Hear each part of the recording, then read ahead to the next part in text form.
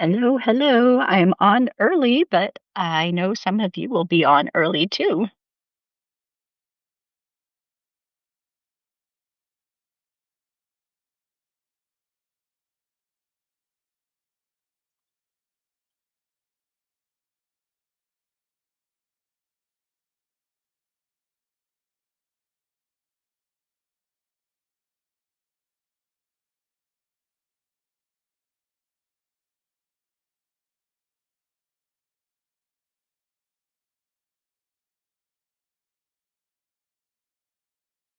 One can see this, hopefully.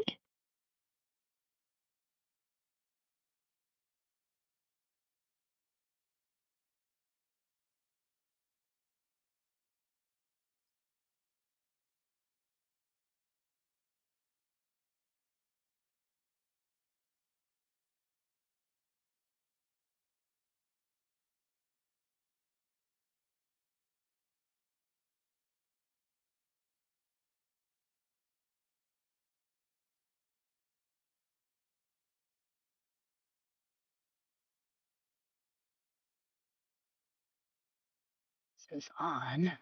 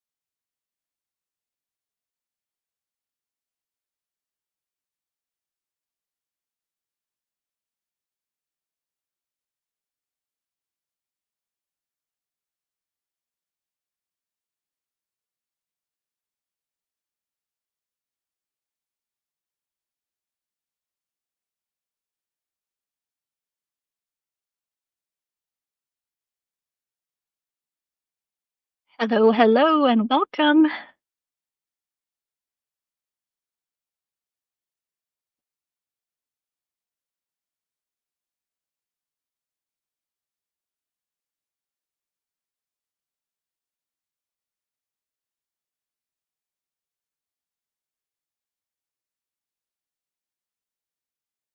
Happy Wednesday to you.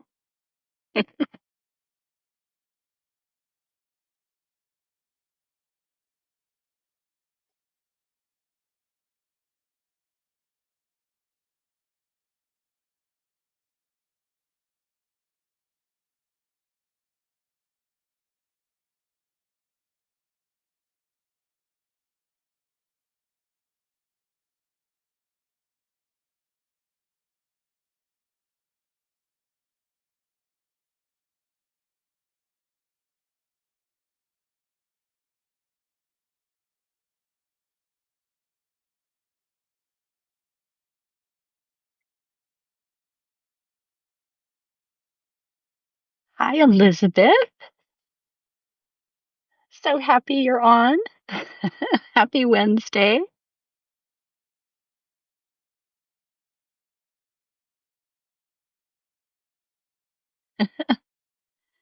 I'm looking forward to seeing Elizabeth and Jen Sharp who are going to be on a live in a couple of days, and they're going to be making some fabulous looking cocktails. So, um, if you are not familiar with Jen's live cooking, I don't even know what to call it, her live cooking show.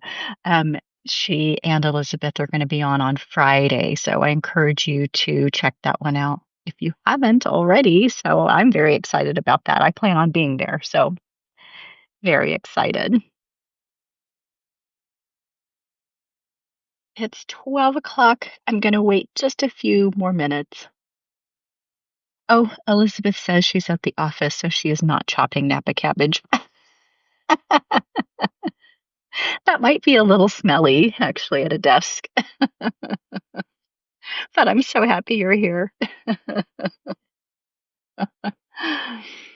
I know it's funny. A friend of mine was, I told her about this kimchi workshop, and she said, "Oh, that is so smelly." And I said, the smelly thing, honestly, is this daikon radish. That's kind of what really makes it very pungent at times. So, but anyway, oh, we have lots of people joining. Hi, Ed and Rhodey. Thank you for being here today. I'm excited to see you guys. We're going to be starting in just a couple minutes. Hi, Cheryl. Good to see you. Cheryl is another fabulous newsletter. If you don't follow her, she's a great one to follow. She has a newsletter called Just Really Good Recipes, and they really are great recipes, actually. So I encourage you to give her a follow. She has kind of a Mediterranean influenced newsletter, and everything that I've tried from her is delicious. So that's a good one.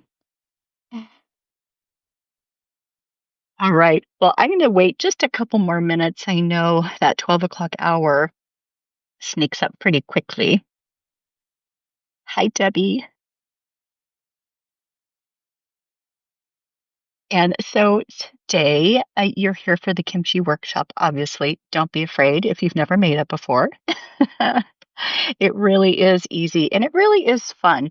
It's so interesting. I have seen a lot of fermentation recipe posts lately, and there was just another one. If you're on Substack Notes, I actually reposted somebody else's um, newsletter about it. And they were talking about how fermentation has so many connections to, ancestors and other things of the past, and how it's kind of has this resurgence. And, for some people, it never went away. But I was really excited to see something along those lines of a super deep dive into fermentation. So but all right, well, we're going to get started. I want to respect your time. So, hello, everyone. Thank you for being here. I'm Betty. I have a newsletter that comes out every Friday on the Substack platform. It's called the Betty Eats, EATZ newsletter. I also have a recipe website where I have recipes posted in all different categories, but I mainly write about California cuisine. So you can visit my newsletter to learn a little bit more about California cuisine, but it is stuff that is bright and fresh and kind of multicultural. Here in Southern California, we do not have a ethnic majority, I guess. We have a lot of different people from all over the world, a lot of people from Southeast Asia, and a lot of people from Latin America. So these cultures live side by side and things get all sort of mashed up. And so you get fun things like Korean tacos. And it's delicious. So if you would like to, I would love for you to sign up. That newsletter will come into your email inbox every single Friday. So it's super fun. Well, I also want to let you know if you can't stay for the whole time, I am going to post a replay of this. So that's good news for that. I know several people also could not be here today. It is the middle of the day in the US. So, and I don't know if anybody is listening in the UK, but I know it's in the evening there. I tried to time it. But so what we're doing today, this is a kimchi making workshop. A lot of people enjoy kimchi, but they're kind of afraid to make it. And I just want to tell you, don't be afraid. So some of the things I am using today is a wide mouth mason jar. This is a 32-ounce mason jar. You can really use any kind of, I suggest glass, any kind of glass jar. Um, but I like the wide mouth because it is easier to get things in and out of. So that is important. Now, I have already cleaned this. I have a whole post on fermentation that talks about how to clean and sterilize your jars. So mine is already done. Something else that I love to use is something called a fermentation weight. Now, this isn't necessary, but it is nice to have. So, one of the principles with fermentation is everything needs to stay below the brine. Below the brine is fine. That's kind of the little saying, because anything that's kind of poking up is going to be exposed to air, and that is going to be exposed to bad bacteria, potential mold. So, fermentation weight like this, these are just clear glass. They help keep those veggies submerged. And that way everything stays below that line. But you don't have to use this. I know a lot of people, they will use a Ziploc bag and they'll fill it with water, or they'll fill it with like pie weights or clean pebbles. My mom said that growing up, they would take a clean stone from the river and put that on top. So I guess necessity is the mother of invention, isn't it? So now I know some of you might be cooking along and you might have already done this, but I'm going to go ahead and start from the beginning, and talk about what we're using today. So we're using 2 pounds of Napa cabbage, and it does need to go through something called a pre-soak. So this Napa cabbage, I'm going to show you. I've already pre-soaked mine, but it is this cabbage that you will find at the store. You'll want to split it in half, and then you're going to salt it with a half cup of kosher salt.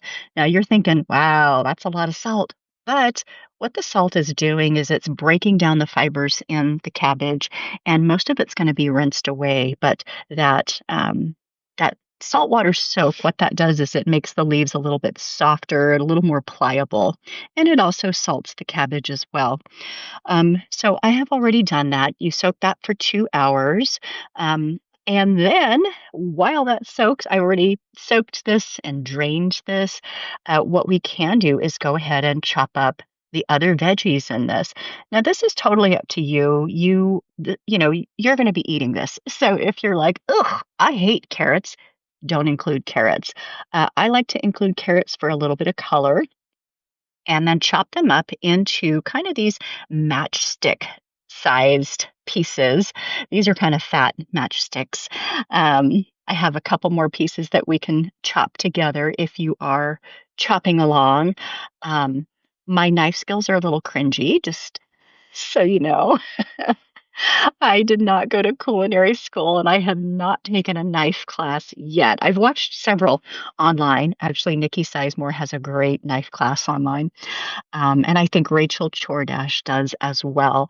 But you'll just want to chop them the best that you can into matchsticks, not too chunky, just because those will retain their crunch. And this is kind of a non-crunchy, non-crunchy kimchi. But what we're making today is a kimchi that is sometimes called mak kimchi, M-A-K, and that means easy chopped kimchi. A lot of times in Korea, what they will do is they will go ahead and they'll have this cabbage in a giant container and they'll leave it whole to ferment whole, and then they will chop it up right before serving. And so sometimes you'll see that at Korean restaurants, and that's great, but it's kind of, I think it's hard to store. And so I think a lot of home cooks, they go ahead and make this mak kimchi, which is already chopped up. It makes it a little bit easier. Elizabeth says this is a mean knife. Is it? I don't know. I got these at Costco. So we've got our daikon radish, which is this white radish chopped up. We've got our carrots also chopped up. And then you're going to take your green onions, and some parts of the country, they are called scallions, which I don't know. That just makes me think of, I don't know what that makes me think of, but I think scallions. Is that like a rapscallion, like a a funny person, but we're going to cut these on the diagonal. So you can also cut them straight across. Remember, this is your kimchi, so you can do what you want. But I like to cut them on the diagonal just because it's pretty. And we're going to cut that up. And then we're going to throw all of this. Well, actually, before we throw this into a bowl, we are going to make the spice ingredients. So, just so you know, this is a half pound of daikon radish, about one medium carrot, and then 3 or 4 green onions. And you can play around with these measurements, totally up to you, what you want to do with that. But this is just a, rough estimate, I guess I would say. So let's look at the spice ingredients. We're going to do 2 tablespoons of minced garlic, a tablespoon of fresh minced ginger. So I have already cut that up, and we are going to dump that into a large bowl, giant bowl. We're going to stick that in there, and then we are also going to add a tablespoon of just granulated white sugar. If you're like, no, sugar, I'm out, you can also use chopped apple, mince the apple really fine, or Asian pear. You can do that as well. You just want a tiny bit of sweetness. And then 3 tablespoons of something called gochugaru, which is Korean red pepper flakes. Going to show you, I'm not loyal to any particular brand. This is just a coarse red pepper powder. I buy this on Amazon. You can get them at Asian grocery stores. If you have an H Mart close to you, that is also a good place to get them. But this coarse red pepper powder is what is going to give it some heat. Now, if you're thinking, my middle-aged tummy is not going to do that, you can do less pepper. So, you can start with 1 or 2 tablespoons. I use 3 because it's kind of a medium to hot. Some people use as much as 4 or 5, so you can gear it towards whatever you like. So we're going to dump that also all together. So this is our little spice mix. And so to this little spice mix, we are going to add our goodies here. We're going to add our radish and our carrots and our green onions. So all of that is just going to get dumped in there. Very easy. All right. I really should have brought my bigger knife to get that in there. All right, so we're going to set that aside for a minute. Cheryl says, I like the spicy kick. Yes, members of my family do too. I have a couple of kids who have this iron stomach. Seriously, my eldest son has like the stomach of iron. He can eat some really hot stuff like my mom does. All right, so we're going to take this cabbage now that has already been soaked. We're going to cut off the kind of this root area, this root end, and just toss that. And then now what we're going to do is cut the cabbage into half lengthwise. And then we're going to cut it into like probably 1 to 1.5 inch pieces. You want it kind of bite size. What's going to happen as the cabbage ferments is it is going to lose moisture, and so it's going to shrink a little bit. So I would say, cut it to the size that you think is going to be comfortable for you to eat. You can always, I don't know, trial and error, I guess. Think about what is good for you. I'm going to cut that. And oops, I had to cut this in half here.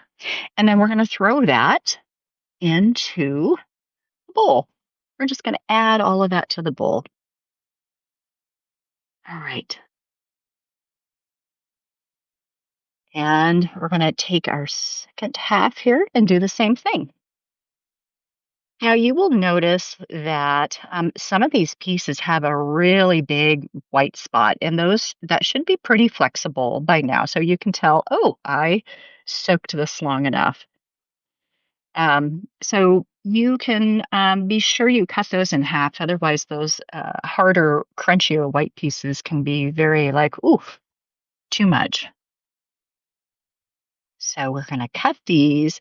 Now, something that you might have noticed is missing in this list. Now, if you've ever read a list of ingredients, kimchi sometimes, well, actually most times, you will see fish sauce or a salted shrimp paste included. So a lot of Koreans put a salty shrimp paste into their kimchi. And I want to tell you that kimchi is different in different regions of Korea. And of course, every grandma and every auntie, every sister in law has her own little recipe. So if you want to add fish sauce, you can. Now, just so you know, my mom is originally from North Korea. And in North Korea, they do not use a salted shrimp paste. They don't use fish sauce in their kimchi. I've read that people feel like this is what helps it ferment, but that is not what helps it ferment. It is adding a salty umami to it. So I have made it both ways. I've made it with fish sauce before in the salted shrimp paste, but this particular recipe that I've included today does not. It's nice because it keeps it vegetarian and vegan for, if you have veggies in your family that are going to want to eat this with you. So, all right. So we have got the cabbage in there, we've got the radish in there, and also the carrots. Hello, Danny. Good to see you. And also, I'm not sure if that's Jacques or Jackie, but hello to you also. Thank you for being here. All right. So we have talked about all of these vegetables, and we've got them all in here now. So at this point, I want to encourage you to put on a food prep glove. You don't have to, totally up to you.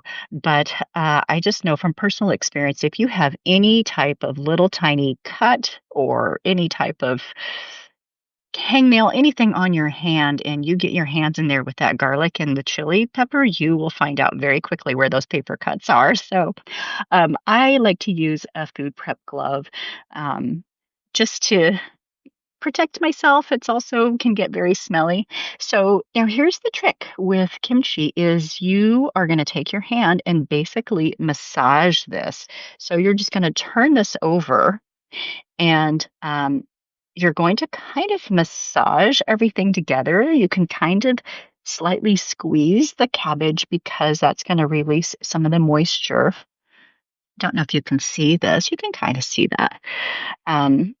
But you can do this with both hands. I'm doing it with one hand right now.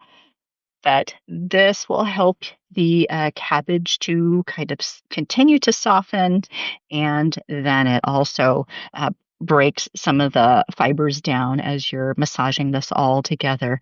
And I know what you're thinking, like, how in the world are we going to get that into that 32-ounce jar? Believe me, it fits amazingly. The 2 pounds of cabbage really does fit. I also like to have a 16-ounce, like a pint size jar on the side as well, just in case, sometimes there's a little bit of overflow. Not everything is going to fit. So I do like to have that as well. Let me know if you have any questions. You can drop them in that chat there, and I'm happy to answer those. But this takes just a minute to kind of turn everything over and coat everything with the spices and sort of rub everything together. And you will, if you're doing this, you will already start to smell. You can smell that garlic. You can smell the ginger, the fresh ginger. Hello, Jen. Good to see you. I'm glad you're here. We're massaging cabbage right now. So, as I was talking about earlier, Jen and Elizabeth are going to be having a wonderful live cooking and cocktail hour on Friday. So, be sure that you give them a watch because I know that's going to be a good one. I know these ladies. All right, so here we are. This is starting to look really good now, and I'm going to try to show this to you without dumping it on the board. You can kind of start to see the peppers and all of that getting mixed together. Now, something else too that I think is a good thing to remember is that when you start this fermentation process, um, you want to put it in a place in your home that is going to be in the low 70s. So um, you'll want to find a place with a stable temperature. Fermentation during hot weather and hot temperatures speeds up. It's very fast. And obviously, with lower temperatures, it slows down. So, a good place is to find a place in your home. In my home, it's actually in my hallway. I have a hallway counter where it's always about 72 to 75 degrees. And so that's where I put this. It's odd because I have books next to it, but I put it in a pan. I put it sometimes in a plastic bag. Cheryl's asking, doesn't it have to be in a dark place? Well, not necessarily. I don't think you'd want to sit it on a very sunny counter. Um, does it have to be dark? No, it does not have to be dark. I know what you're thinking. I wouldn't put it on a sunny countertop if that's what you mean. But it doesn't have to be in the dark. I know, again, this type of kimchi in Korea was made in the wintertime, and they would bury it in the ground because the ground was kind of frozen solid. But they make it year round now because you can, put it in the refrigerator. All right.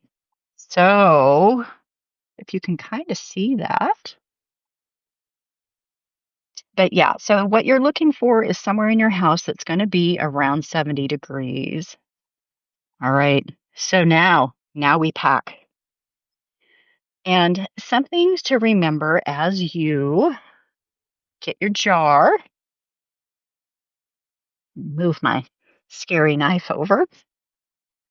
So, something to remember is as you pack it into the jar, don't worry, it's going to be messy around the top. We're going to clean that up with a wet paper towel in a minute.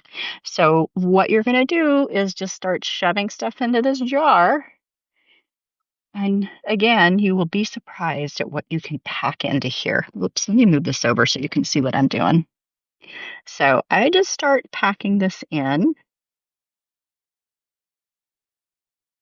And And I know you're thinking, oh, it's full. It's not.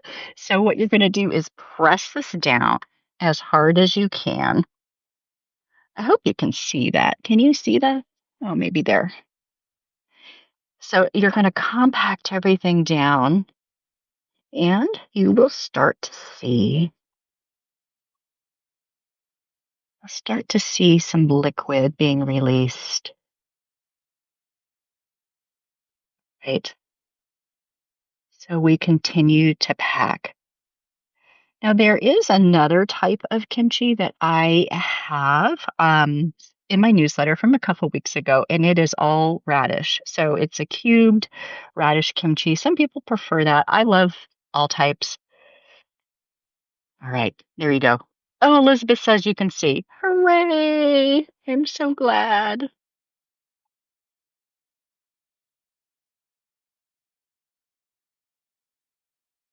So here we are compacting this down. And don't be afraid to press and see some of that liquid coming up. Ooh, and it smells good. Now, again, we want to remember about the brine. So, what you're going to do is you're going to leave about an inch, like you can kind of tell where the shoulder of this jar is. You don't want to pack anything above that shoulder. So, kind of where the twisty part is. So, I like to stop around there. Oh, I do have a little bit more, so I'm going to have to go into my reserve jar.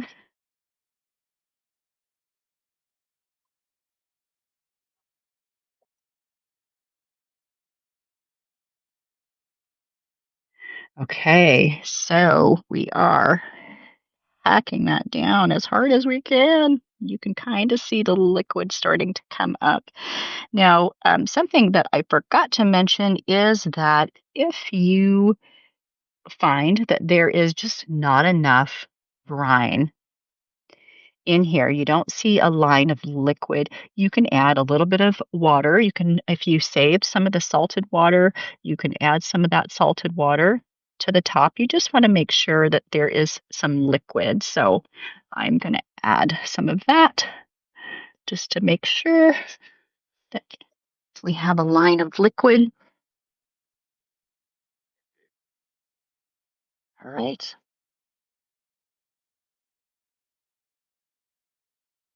Okay, so now we are going to set our fermentation weight on top of that in just a second. Okay, I'm going to take this glove off. So, what I like to do is I like to take a wet paper towel and just clean up around the edge. And then I also like to clean up just a little bit around the inside. So, as I mentioned earlier, anything uh, that is below the brine line is good. So, what happens with fermentation is it is lactic acid. So, there's, no vinegar in fermentation. There's lactic acid, and it really thrives in what's called an anaerobic environment, meaning no oxygen. So there's a little party going on below the line of brine, but anything sticking up is fair game. So it's important to think, when you open this up and you see any type of mold or anything like that, you have to start over. I'm sorry, just for safety. Somebody was talking about botulism, I think, in a post, and that it really has more to do with canning because with fermentation and botulism, those do not mix. Fermentation can go bad, but botulism is more of a canning that's gone bad, not fermentation that's gone bad. So all right. So what we're going to do now is we're going to stick on our fermentation weight. In my Fermentation 101 newsletter, I do have a link to these. You can find them anywhere. You can find them on Amazon. But what I like about this is that you just plop that in and you press that down, and the liquid starts to come up. And then you can screw this on. Now, I know that there are different types of tops. I have the old school metal top, but I know that there are plastic tops now, so you can use those as well. So now what you're going to do is you're going to put this in your temperature controlled, 72-ish um, temperature in your hallway or wherever that is, not in the sunlight. And you're going to let that sit for, well, it kind of depends. Fermentation is kind of like yeast, it can be very unpredictable. So you'll want to let that set for, I would say, 3 days and then check on it. I like to check on it after a day or two. You will want to burp it. So when you burp, you're going to unscrew the top and you're gonna take that off. You're gonna get a whiff of of kimchi smell, and just, make sure everything is good. Put that top back on, and then leave it to ferment. So I would check it every other day. It can take anywhere between 3 to 7 days. So once you start seeing major bubbles, so you won't see bubbles with the top on, but when you unscrew it, you will see this bubble, bubble, bubble, bubble, bubble, bubble. That means that fermentation is happening. So then it's time to move it to the fridge. So once you move your jar of kimchi to the fridge, that fermentation is going to slow way, way, way down. And then it's ready to eat. You can eat it. You can eat it now, but it's going to be very sharp. So, but once it's fermented, it starts to mellow. All the flavors kind of, mix together. But the kimchi stays good. I don't keep it past 6 months. That's just me. It usually gets eaten anyway during that time, but I don't keep it too long. I know some people like to do the aged kimchi. It's up to you, but I would say eat it within 6 months. But let me show you one that I have in my fridge right now. I should have pulled that out, but Here's one that I made actually last week. So you can kind of see how the cabbage has shrunk down, and it's gotten definitely the color. You can see the color change, it's darker. And I don't know if you're going to be able to see the bubbles. It's not as active because it's been in the fridge, but you can maybe kind of see. So that's a jar that I've had that is ready to eat. I made that one last week after I got back from visiting my mom in New York. But that is how you make homemade kimchi. And you can make it obviously from cabbage, you can make it from radishes. There's also cucumber kimchi, so a lot of different things. Let me know if you have any questions. You can drop those into the chat, or you can also send me a message as well. I'm happy to answer that.